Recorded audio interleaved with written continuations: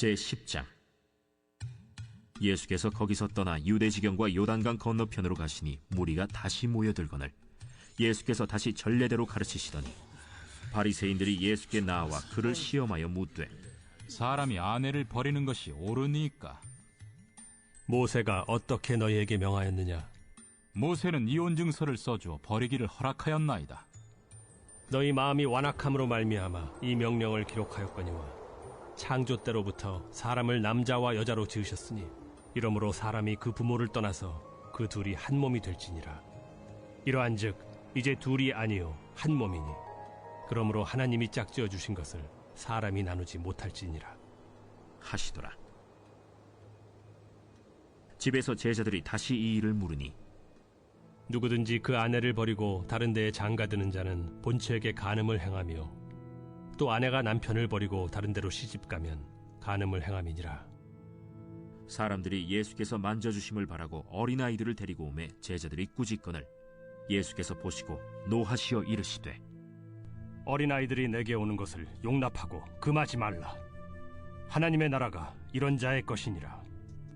내가 진실로 너희에게 이르노니 누구든지 하나님의 나라를 어린아이와 같이 받들지 않는 자는 결단코 그곳에 들어가지 못하리라 하시고 그 어린아이들을 안고 그들 위에 안수하시고 축복하시니라.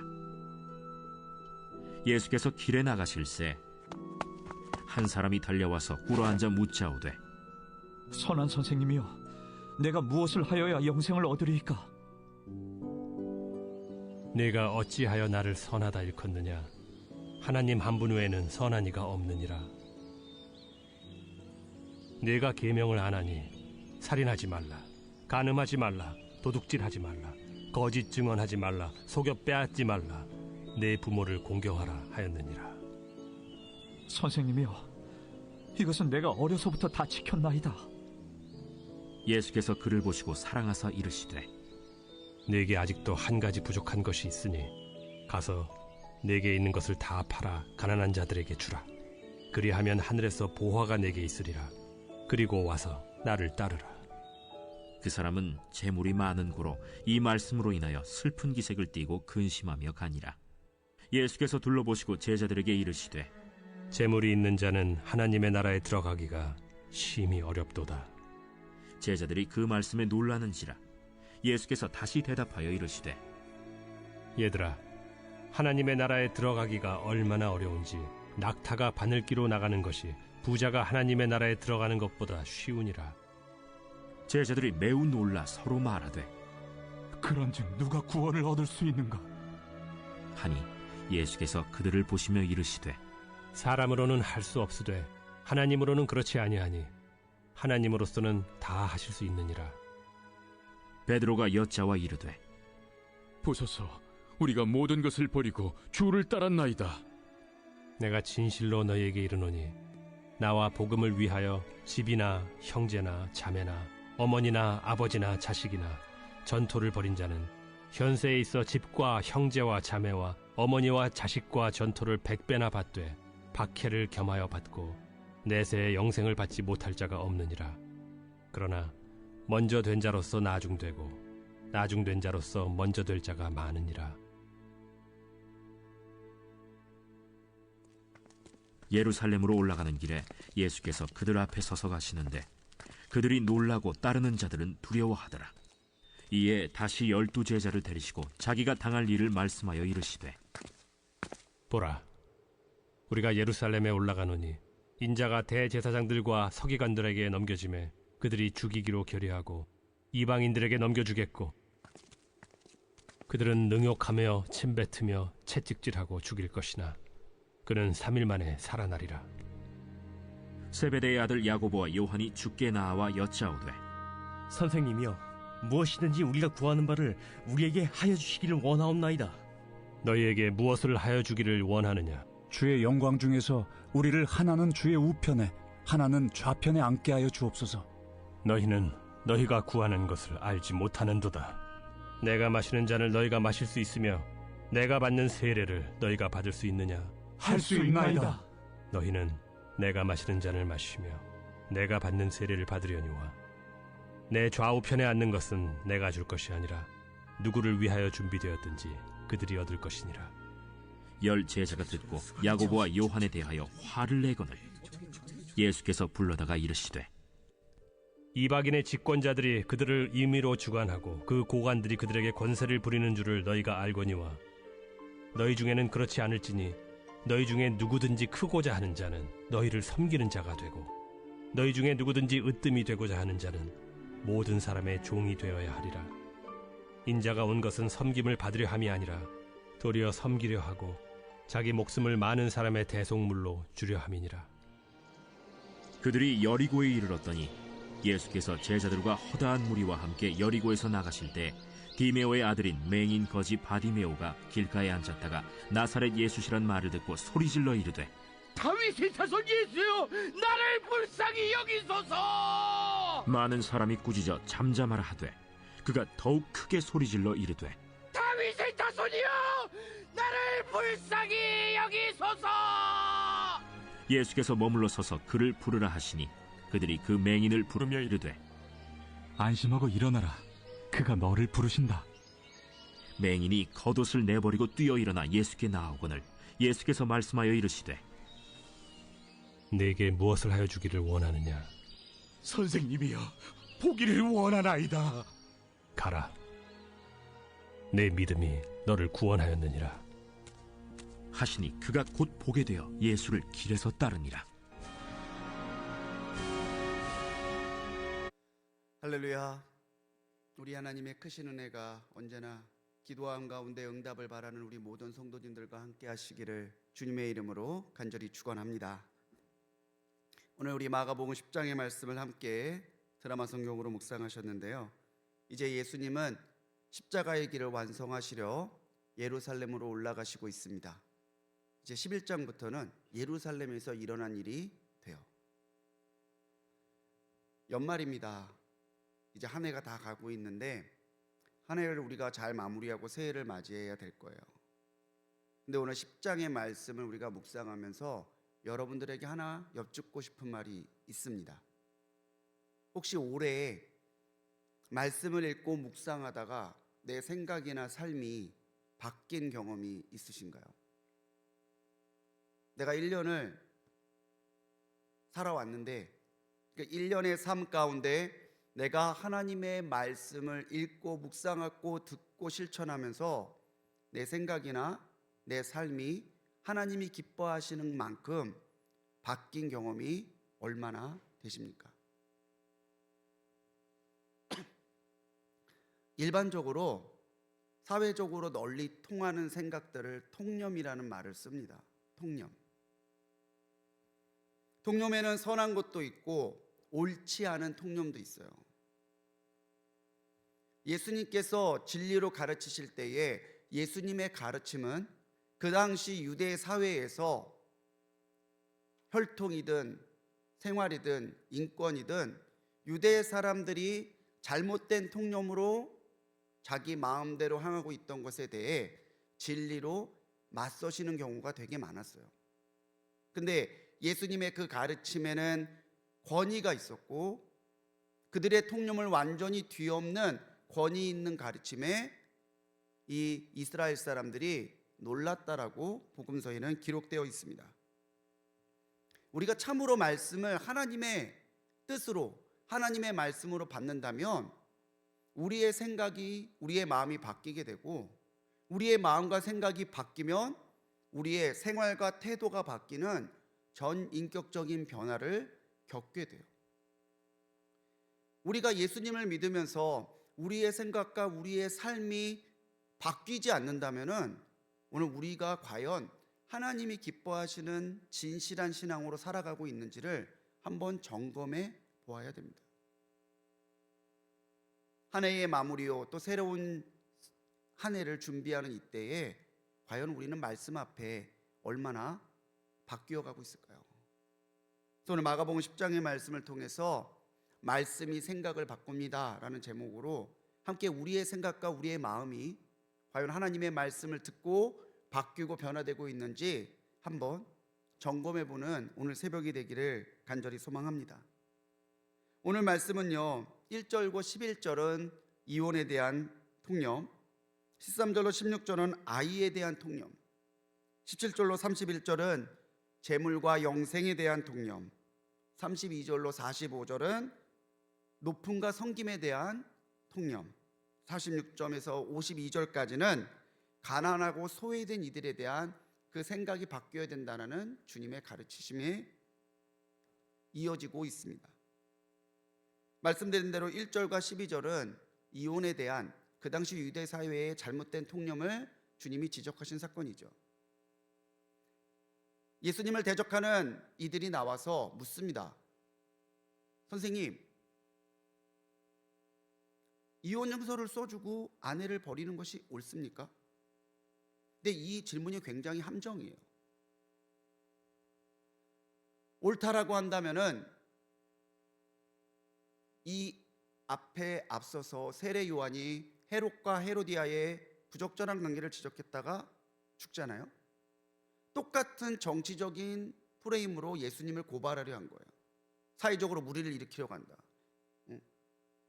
만약에 아니다라고 한다면은 신명기 24장 1절로 4절에 있는 이혼에 대한 모세의 규례, 너희가 이혼하려거든 이혼 증서를 써서 내보내라.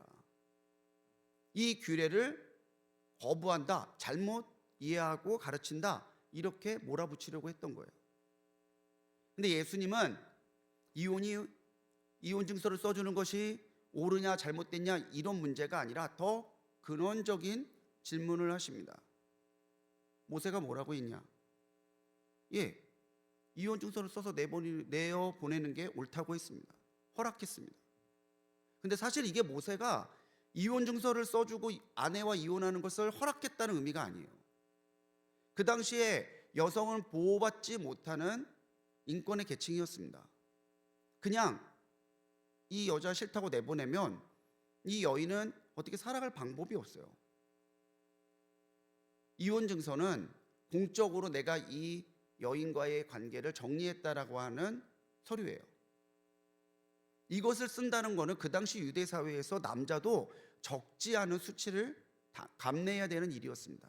그러니까 여자를 보호하기 위해서 한 거지 이혼을 허락한 게 아닌데 자기들 멋대로 그렇게 생각한 거예요. 여인이 함부로 취급되던 그때에 예수님은 그 여인을 보호하고 가정을 세우는 것이 오히려 율법에 더 합당한 것이고, 너희들이 그렇게 하지 않은 것은 너희 마음에 여인들에 대해서, 가정에 대해서 가볍게 여기는 잘못된 생각이 있는 것이다라고 더 근원적인 문제를 지적하신 거죠. 13절로 16절은 아이에 대한 통념에 대해 주님이 가르치신 내용이에요. 그 당시에 아이들도 마찬가지죠. 예수님 시대 때 술을 셀 때 성인 남자만 셌어요. 노인, 여자, 아이는 세지도 않았어요. 그 오래된 유대의 잘못된 관습에 대해서 제자들도 벗어나지 못한 거죠. 아이들이 오니까 예수님께 가는 그 아이들을 막아요. 저 어릴 때도 강냉이 밖으로 가면 애들은 가라 그랬는데, 제자들도 예수님께 나오는 아이들을 막으니까 예수님이 그걸 보시고 분노하십니다. 제자들에게 화를 내셨다는 거예요. 왜 화를 내셨을까요? 아이들이 오는 것을 막아서, 물론 그렇지만 더 근본적인 것을 보면 그 아이들을 가볍게 대하고 무시하는 제자들의 그 마음에 주님이 분노하신 거예요. 이런 아이들이 내게 오는 거 막지 마라. 천국이 이 아이들의, 순수한 이 아이들과 같은 사람들의 것이다. 주님이 그렇게 선언하시고 아이들을 축복해줘서 보냅니다. 당시 유대 사회에선 충격적인 발언이에요. 하나님의 나라가 아이들 거라뇨. 근데 예수님은 이 아이들처럼 순수하게 나오는, 순수하게 예수님을 바라는 그 사람들에게 천국이 열려 있음을 말씀해 주심으로 아이에 대한 잘못된 생각을 바꾸신 거죠. 오늘 10장의 마지막에 보면 보지 못했던 구걸하는 사람 바디메오가 나옵니다. 예수님을 한 번도 본 적도 없어요. 눈이 보이니 더더욱 보이지 않았겠죠. 근데 놀랍게 그 앞으로 예수님이 지나간다는 이야기를 듣고서 이 바디메오가 외칩니다. 다윗의 자손 예수여, 나를 불쌍히 여기소서. 다윗의 자손은 그 당시 유대 사람들에게 메시아의 또 다른 별칭이었어요. 예수님을 눈으로 보고 있는 바리새인들도 유대 사람들도 예수님이 메시아인 것을 믿지 못하는데, 눈이 보이지 않고 예수님을 한 번도 만난 적도 없으면서 예수님에 대한 소문만 듣고 있던 그 바디메오에게는 이런 분이 아니면 누가 다윗의 자손 메시아일까 믿음이 있었던 거예요. 그런데 그 가난한 사람이, 구걸하는 사람이 예수님께 나오려 할 때에 사람들이 소리질러 윽박지릅니다. 조용히 하라고. 시끄러워, 조용히 해. 그런 윽박을 당하면서도 바디메오는 포기하지 아니하고 주님 앞에 계속해서 부르짖음을 멈추지 않아요. 결국 그 믿음을 보시고 주님께서 바디메오를 온전하게 고쳐주시죠. 유대 사람들에게도요, 가난한 사람은 복받지 못한 사람이에요. 장애가 있는 사람, 하나님이 뭔가 그 사람을 죄가 있다고 여기신 사람이라는 잘못된 통념이 있었어요. 근데 예수님은 그렇지 않으셨다는 거죠. 그런 사람까지 다 받아주셨다는 거죠. 주님은 사회적인 약자, 은혜가 필요한 이들을 긍휼히 여기셨고 기꺼이 손을 대 축복해 주셨고 그 사람들이 천국에 합당한 사람들이라는 것을 공포해 주셨습니다. 그렇다면 오늘 우리가 이 말씀과 사랑을 먼저 받은 우리가 세상을 살아가면서 사람들을 대할 때에 우리의 잘못된 선입관이나 사회적인 통념을 가지고 함부로 판단하고 함부로 밀어내고 함부로 재단한다면은 과연 하나님이 그것을 보실 때에 옳다고 하시겠냐는 거죠. 내가 직급이 있어도 사회적 지위가 있어도 그런 사람들까지도 내가 내 스스로를 높이지 않고 우월감에 빠지지 않고 그들을 그리스도 대하듯 섬길 수 있다면은 그 사람이 진짜 말씀에 합당한 사람이요 겸손한 사람일 거예요. 요즘도 사회적으로 갑질이 얼마나 큰 문제입니까? 하나님이 나를 사랑하신다, 옳은 말입니다. 그런데 하나님이 나만 사랑하신다, 이때부터 우리의 신앙이 병들기 시작하는 거예요. 오늘 하나님이 만나게 대하는 사람, 길에서 만나는 사람, 그 누구도 하나님이 사랑하시지 않는 사람은 없습니다. 사람에 대한 생각을 말씀으로 우리는 바꿔야 돼요. 그 모든 이들에게 하나님의 사랑이 있음을 깨닫고 내가 그 사람들을 그리스도도 대하듯 섬기는 그런 배려의 마음이 있어야 되고, 또 우리가 설령 사람들에게 세계적인 통념 때문에 억울한 일을 당하고 무시를 당한다 할지라도 여러분 슬퍼하더라도 낙심하지 마세요. 주님이 그런 사람까지 찾아가셔서 위로해 주시고 축복해 주신 것을 보고 주님께서 나를 사랑하고 계심을 의심치 않고 믿으시기 바랍니다. 말씀으로 주님이 그러하셨듯이 사람에 대한 생각을 바꾸고 사람을 더욱더 사랑할 수 있는 우리가 되기를 간절히 소망합니다. 17절에는 한 사람이 나와요. 우리가 잘 알고 있는 부자 청년이죠. 마태복음 19장, 누가복음 18장에도 이 부자 청년과 예수님의 대화가 기록되어 있습니다. 이 청년이 와서 예수님께 묻죠. 내가 어떻게 해야 구원을 얻으리까? 영생을 얻으리까? 예수님이 이 청년을 쫙 보니까 하나님의 나라 영생에 대한 사모함이 있어요. 그래서 21절에 그를 사랑하게 이르시되, 기특하신 거예요. 그래도 네가 하나님의 나라를 사모하는구나. 근데 이 부자 청년에게도 이 심령의 깊은 곳에 근원적인 잘못이 있다는 것을 주님은 보셨습니다. 나는 어릴 때부터 계명을 지키고 율법을 잘 지켜왔다라고 하는 그런 종교적인 우월감이 있어요. 그리고 이 사람이 재물이 많고 그 재물을 의지하는 마음이 있음을 주님도 보셨어요. 주님께서 그래서 말씀하시는 거죠. 계명을 지켜라. 저는 어릴 때부터 다 지켰는데요. 그렇다면 그 재물을 다 팔아서 가난한 사람 나눠주고 나를 따라라. 그러면 하늘에서 너에게 보화가 있을 거다. 그런데요, 이 청년이 그 말을 듣고 예수님을 따르지 못하고 슬픈 얼굴로 예수님을 떠나가요. 그 이유가 뭐였습니까? 그가 재물이 많았기 때문이에요. 예수님은 23절에서 재물이 있는 사람이 하나님의 나라에 들어가기가 어렵다라고 탄식하십니다. 이거는요, 부자는 못 들어간다는 이야기가 아니에요. 우리가 재물을 누리며 사는 것이 잘못됐다라는 말씀이 아닙니다. 우리가 그 무엇보다 그 누구보다 하나님을 추구하고 하나님으로 얻게 되는 영생을 사모하며 살아야 된다는 것을 강조하시기 위함이에요.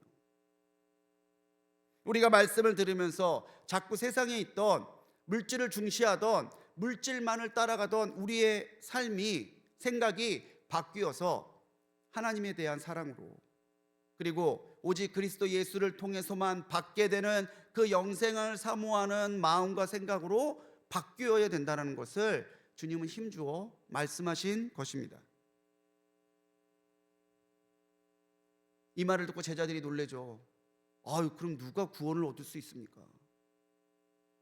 그랬더니 예수님이 사람은 못해도 하나님은 하실 수 있다라고 말씀하시죠. 종교적인 열심, 어떤 규례나 철칙만을 따르게 되는 율법적인 생활이 우리를 구원하는 게 아니라 이 땅에서 재물을 가지고 풍족하게 누리는 데만 몰두하는 것이 영생에 합당한 삶이 아니라 그 무엇도 그 누구도 포기하고 내려두고 주님만을 따라가는 준비가 우리에게 되어 있다면 우리는 재물을 누리지만 재물에 마음 뺏기지 않을 것이고, 세상을 살아가지만 세상에 가라앉지 않은 채 순수한 믿음과 영생에 대한 사모함을 가지고 오늘을 살아가는 그리스도인이 될 수 있음을 주님은 말씀하시기 위함이에요. 이 시대에도 예수님을 믿는 사람이라고 하면서 예수님보다 더 사랑하는 것이 있는 사람들이 얼마나 많습니까? 오랫동안 신앙생활을 했다 하면서도 재물을 누림을 넘어 재물에 매여 있고 재물의 마음이 약해지는 우리의 연약함이 아직도 때때로 나타날 때가 있잖아요. 오늘 말씀 앞에서 우리의 생각이 바뀌어야 돼요. 우리는 세상이 아니라, 재물이 아니라 주님 안에 있는 영생을 사모하는 사람들이 되어야 합니다. 그래야 세상을 살아가면서도 하나님을 잊지 아니하고 재물을 쓰고 누리면서도 내 뜻대로 그 재물을 남용하는 사람들이 아니라 그 재물을 주신 하나님의 뜻 가운데 선용하게 살아가는 주님의 사람이 될 수 있는 거죠. 하나님을 더 사랑하는 사람, 그 무엇보다도 영생을 사모하는 그 사람이 지금은 나중일지 모르지만 먼저 되는 은혜가 있을 것이다라고 주님은 약속해 주시잖아요. 지금 우리가 가장 사랑하는 사람은 누굽니까? 오늘 우리가 가장 귀한 가치를 두고 있는 것은 무엇입니까? 오늘 예수님의 이 말씀 앞에 부자 청년처럼 종교적인 열심은 있고 종교적인 외형은 있는데 참으로 귀한 영생을 놓치며 살았던 어리석음이 아니라 오직 예수님만을 가장 사랑하고 예수님의 이름을 따라가는 가운데 영생의 사모함으로 오늘을 살아가시는 우리 성도님들이 되시기 바랍니다. 마지막으로 주님께서 말씀하신 것은 높아짐이 아니라 낮아짐으로 우리의 생각이 바뀌어야 된다는 말씀이에요. 사람은 높아지고 싶어 하죠. 군림하고 지배하고 싶어 합니다. 명예욕은 사탄이 예수님을 광야에서 시험할 때 썼던 사탄의 대표적인 무기이기도 합니다. 제자들에게도 이런 마음이 있었어요. 그래서 살짝 세베대의 아들이었던 야고보와 요한이 예수님께 나와서 다른 제자들보다 자기들을 좀 더 높여주시기를 청탁해요. 마태복음 20장에는요 비슷한 이야기가 나오는데 이 청탁을 두 사람이 아니라 이 야고보와 요한의 어머니가 예수님께 하는 것으로 나옵니다.